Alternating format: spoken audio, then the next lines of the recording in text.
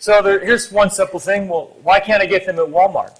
Well, there's lots of good companies, Mrs. Smith, but let me tell you about one of the suppliers we use. Biotics Research is an example of a great company. It's one of the ones I trust with your health. Biotics has been, and this is just for your, it's been over as a manufacturer for over 30 years. Not only do they create their own supplements, but they create their own tableting base. They take peas and lentils and broad beans and they grow them hydroponically to use. It's testing of all raw materials for heavy metals. We use species testing with high-performance liquid chromatography to make sure that the exact species is there. The raw materials are tested for activity to make sure they're active. It doesn't do any good if they're not active, even if it's quote-unquote the Q of A says it's there. We actually have a bioprint for all our botanicals, all our raw materials. We emulsify oils to increase uptake. We have a unique tableting base. We actually grow peas and lentils. We add selenium and chromium to the tablets or to this culture, and then we take this culture and put it in the tablets, so you get true food form with a lot of our trace minerals, and we have neonatal glands. There's lots of great formulas, but is it really in the bottle? We looked at feverfew, 35 commercial preparations analyzed for parthenolide. There was only traces in in the samples. Tahibo, 12 preparations were analyzed for lipochal. There was only trace in one particular product. Echinacea, Kerry Bone came up with this. 21 standardized preparation analyzed, 9 were consistent with label claims. So just because there's a cool formula and a cool bottle, it doesn't mean it's in there. And so sometimes I salivate when I look at some of these bottles and some of the cool formulas that are in these things, but that doesn't mean it's there. What else is in the bottle? Consumer labs found the following. This is just a lab that analyzes things. Carcinogenic forms of chromium, known as hexavalent chromium, was found in 3 of the 6 chromium supplements tested. They looked at 3 of 20 protein powders and sports drinks, and they found that they were mislabeled with sugars and carbs and had lead in 2 of the 3. And some of the major companies were a part of that. 10 different brands of St. John's wort were tested. Only 4 met quality standards. 4 supplements failed testing due to contamination with cadmium. 3 did not have the specific amount of the component listed on the label. And 2 of 9 green drinks exceeded limits for lead or for cadmium. There's a lot of heavy metals that come in through China and through other third world countries, a lot of contaminants, and people are not aware of those. So for Biotics, validation is not an option. First they have to say, are we purchasing the right product? And I'm going to show you some examples of the wrong product that we've purchased. Is the material counterfeited or adulterated? Does the raw material meet label claim? Just because the certificate of analysis says it has it in there doesn't mean that it does. Is it a standardized powder? Is it an extract? Are solvents removed to create the extracts? Are the products stable? We've been looking for indocarbonol for 3 years, and we can't get any stability data to say that it's not. I mean, you're taking brassica, Brussels sprouts and things, and they go bad. I mean, I don't know about your garden, but my garden stinks when those Brussels sprouts start to go bad. We can't get any safety data, and we've been looking for 3 years on all the major companies. Finally, somebody gave us some safety data, stability data, and we checked it, and it was wrong. And we said, well, we checked it, and it's wrong. What happened? Oh, well, that's what we got from the people in China.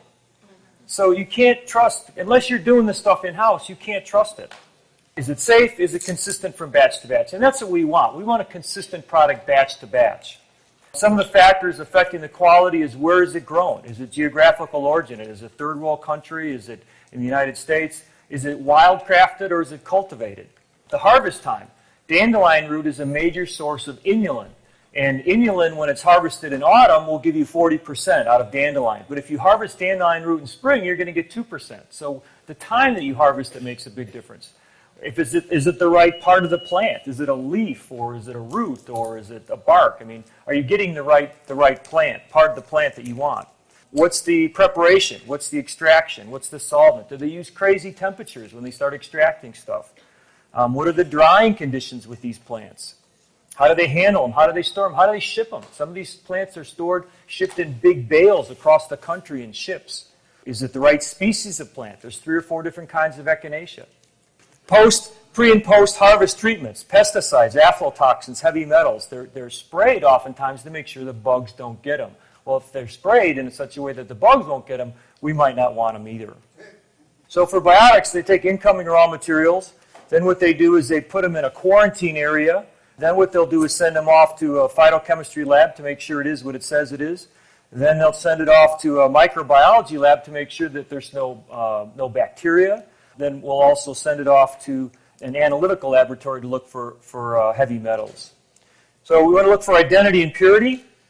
This is kind of a cool slide that I always like to use. It's called thin layer chromatography. And I apologize for some of you that have heard a couple of these slides before, but I find them fascinating. Hopefully you won't mind hearing a few extra minutes. But basically you take an herb or a botanical agent and you put it into a beaker and you dissolve it into a liquid form. And then you take a little piece of paper, as you can see here, and then what happens is the paper will absorb the liquid. And so in visible light you see these little rings, and these are flavonoids. Under ultraviolet light you see a different spectrum of flavonoids. And under ultraviolet light at 365, we see a whole different range. And it's beautiful to see the plants and the colors. Look at the turmeric and the chlorella and the ashwa and the cloves. I mean, even though I'm colorblind, I can really appreciate those colors from my perspective. This is just an example of beets. We have an organic beet source on beta TCP. And this floored me. This was a comment that Daryl DeLuca meant just casually. He goes, yeah, he said we had a batch of beets we had to reject the other day. I was just down there taking a visit. I actually brought a friend of mine that was doing some research work, and he goes, yeah, we had to junk this batch of beets. And I said, why? And he goes, well, we had the thin layer chromatography. We were missing one of the flavonoid levels. And I go, really? And I said, how did you find that? He goes, well, when we were done, we just checked it just to make sure it's okay. I said, wait a minute. I said, you take organic beets, you process them, then when the whole thing's over, because it's missing a ring, a flavonoid ring, you throw the whole batch away? He said, well, yeah. I said, well, why? He goes, well, because we did something. Either we compressed the tablets too tight or we heated it. We made a mistake in our production and we got rid of it. I was like, wow. So later on, I said, well, make this. Do you have a slide of that? So we made this slide for him. So this is the ring that was missing. And just because this ring was missing, they scrapped the whole batch. And it makes me excited to work for a company like that. So this is an example of a high extract using something called high performance liquid chromatography. And you can see these peaks. You don't have to know all the different things, but here's rutin and hypericide, and here's quercetin and hyperficin. This is a low quality extract, and the rutin's gone, and the quercetin's up, and the hypericin, which is what you want, is gone. But you see all this background stuff. You can see all that's gone in the clean product, but in the other product you have all this. And so they rejected it because it didn't have the product that they thought that the certificate of analysis said that it did. So potency, here's a couple examples of potency. This was we're talking about biocyanidins, we're talking about a grapeseed extract here today. This was a certificate of analysis from 4 different compounds, looking at high polyphenol content. And this was a company called Activin out of California. They said they had 90%. When we tested it, they had 77%. This was a company called Draco out of China. They were non-specific with what they had. They had 28%. This is a company out of Japan, Kinkomen. They said they had 41. Really was 48. That's pretty good. Here's an OPC from France. They said they had 92 to 95, and they had, in fact, had 95. Now, when somebody brings you a resveratrol they buy it at Walmart and it's $20, and you're selling them a resveratrol that's $40, you can see why the difference might be. It's a huge difference in what's in the product. Oils can go rancid easily. Supplement oil companies do not encapsulate their own oils. It takes huge pieces of equipment that are $500,000-$600,000. So most companies, what they'll do is they'll buy a batch of barrel full of black currant seed oil or fish oil or whatever. Good companies analyze it to make sure it's not rancid, and then what they'll do is send the batch of oil, the barrel of oil, to the company. They encapsulate it. They send back the capsules.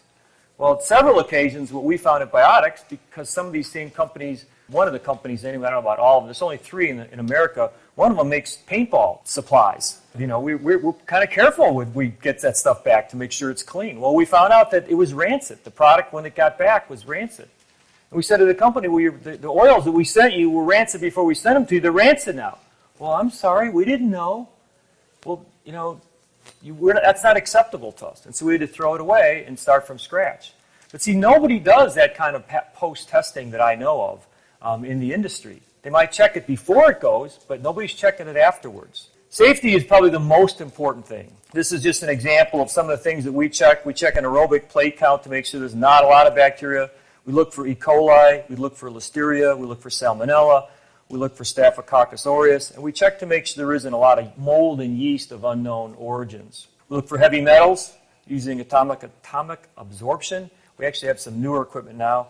But this is just some examples of things that were rejected. Celery, rejected it because there was bugs in it. That's a pretty common thing. Primrose oil, the company sold it to us. Once we did the rancidity test, we realized it would have expired in 2 weeks. So we rejected it. Resveratrol, most companies, in terms of their heavy metals, it's 20 parts per million. That's the industry standard. Ours is 10. If it's more than 10 parts per million, we reject it. Resveratrol was over 10 parts per million, so we rejected it. Bitter melon product had E. coli, the dangerous form of E. coli. Grape skin powder had too much bacteria. Broccoli had too much lead. They actually had 154 parts per million of lead. Ginkgo biloba had more than 10. Isatis leaf had more than 10. And Icelandic kelp coming from the pure waters of Iceland, had over 10 parts per million of arsenic. But this is what I think one of the real things that I think that we need to have on our radar. And these are things that are beyond the GMP. This is not necessary to do. Again, I don't know anybody that's doing this, and it's looking for solvents. When you take botanicals, sometimes you can heat them up with water, sometimes you can add alcohol to them. In a sense, you kind of cook them a little bit because you want the extract to come out. But sometimes you have to use harsh chemicals, and sometimes those chemicals are carcinogenic. But those chemicals are quote-unquote removed, but sometimes they're not removed. So, as you know, curcumin is like a real high-end thing these days. Everybody's excited about turmeric, and they're putting it as a functional food in protein drinks and all kinds of things.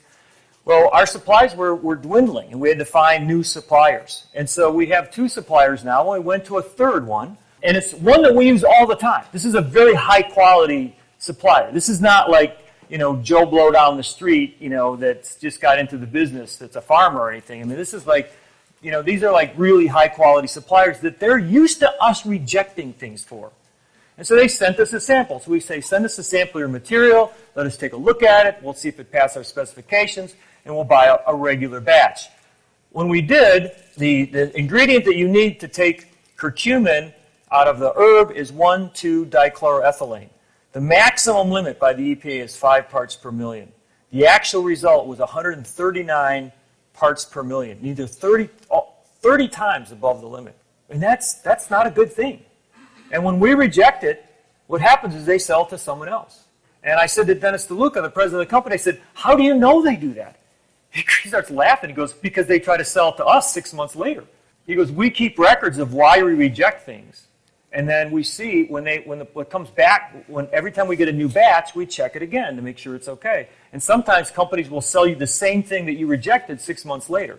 These are a couple other things. Andrographis, which we use in our liver detoxification stuff, had a residue solvent of hexane.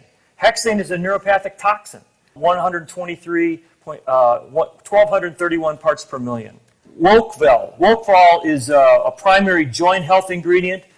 I took this right off their website, shown to be bioavailable in human trials. Wokeval extract is made in our certified, GMP certified botanicals only facility, made from Boswellia serrata. So we rejected it because it's over 367 parts per million. Resveratrol, we had to reject. It was a 50% resveratrol blend. This, by the way, these are things. I said, Daryl, I'm speaking at Wally's Dr. Schmidt's immune seminar. Can you give me some examples of stuff we've rejected lately? And these last ones, he just said, well, we did this, we did this, we did this. So it doesn't happen with every batch all the time, but it happens frequently.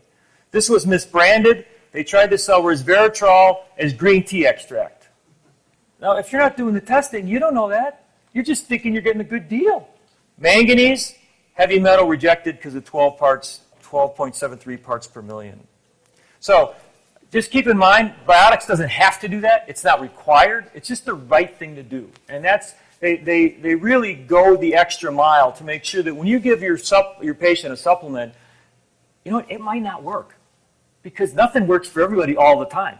But when you give your patient a supplement, it is that concentration of supplement, and it's an active, and you know that it's that particular thing is going to work for the patient if that's intended for it to work, and you know you're not adding any additional toxins. So in summary, Biotics Research Corporation, we manufacture our own branded products on site at our own state-of-the-art facilities, allowing for complete control of the entire manufacturing process.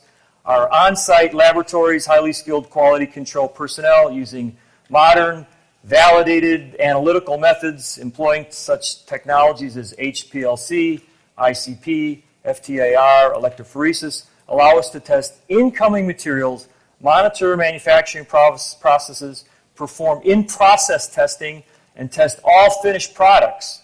And I think that's important, to test finished products.